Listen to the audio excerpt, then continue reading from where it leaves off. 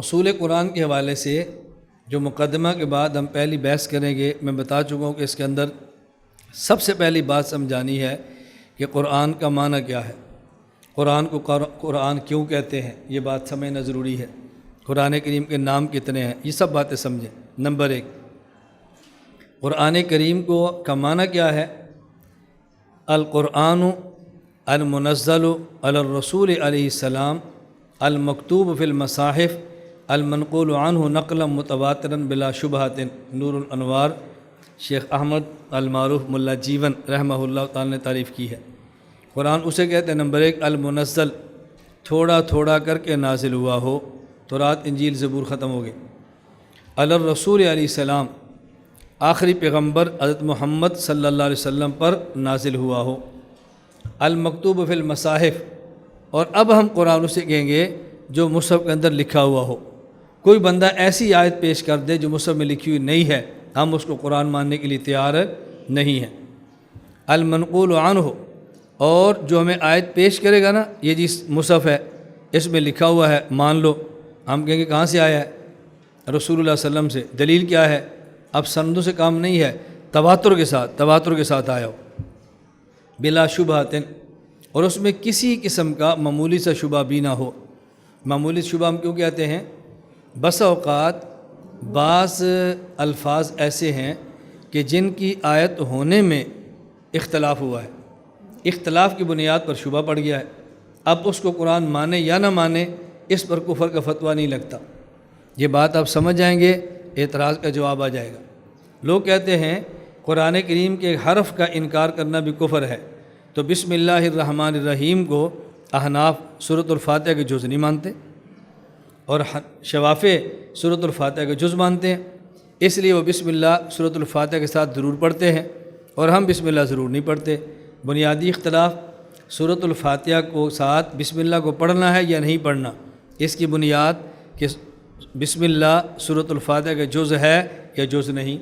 احناف کہتے ہیں جز نہیں ہے، شوافع کہتے ہیں جز ہے، تو لوگ کہتے ہیں پھر لگاؤ نا کفر کا فتویٰ کہ جو قرآن نہیں تھا انہیں قرآن مان لیا، وہ لگائے نا تم پر کفر کا فتویٰ کہ جو قرآن تھا احناف نے انکار کر دیا۔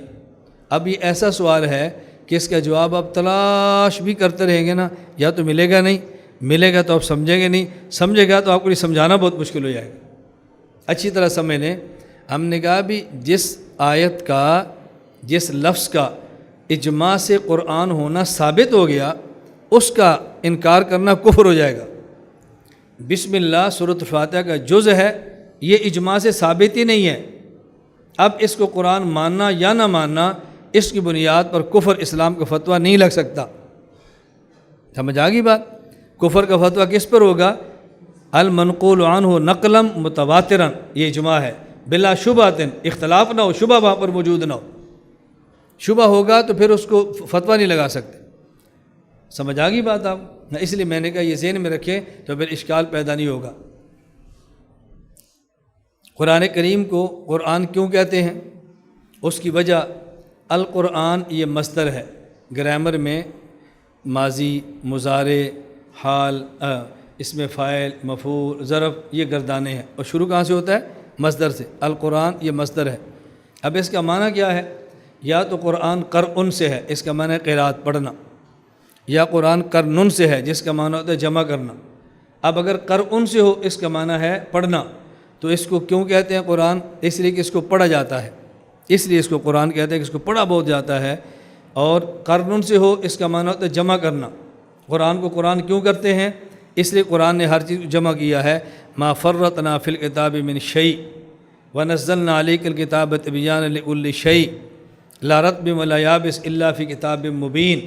جو ضروری چیزیں تھیں قرآن نے سب جمع کر دی ہیں، اس لیے اس کو قرآن کہتے ہیں۔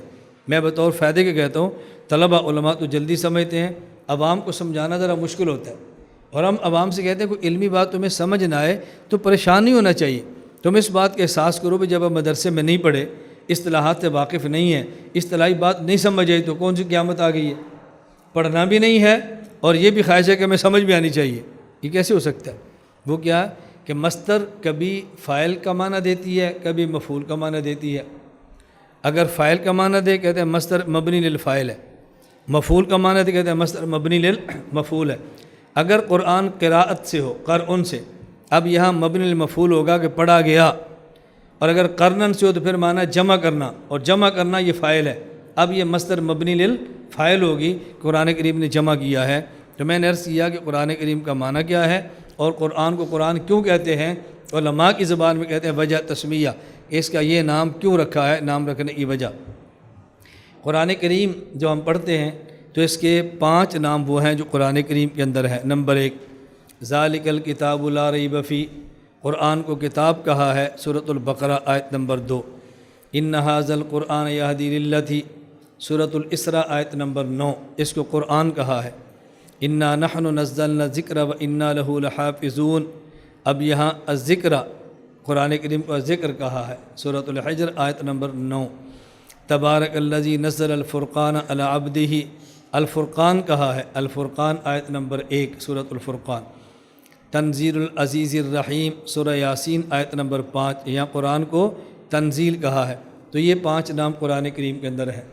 اب اگر کوئی بندہ کہے کہ نہیں جی قرآن کریم کے نام تو 55 آئے ہیں، قرآن کریم کے نام تو 100 آئے ہیں، اصل نام اس کے 5 ہی ہیں، باقی جو قرآن کریم کی صفتیں ہیں ان صفتوں کے اعتبار سے بس اوقات بندے لوگ اللہ کے قرآن کریم کے نام شمار کرتے ہیں، جو قرآن حکمت والا ہے لہذا حکیم بھی ہے، یہ نصیحت والا ہے واعظ بھی ہے، قرآن ہدایت والا ہے ہادی بھی ہے، تو کتنے نام ہو گئے؟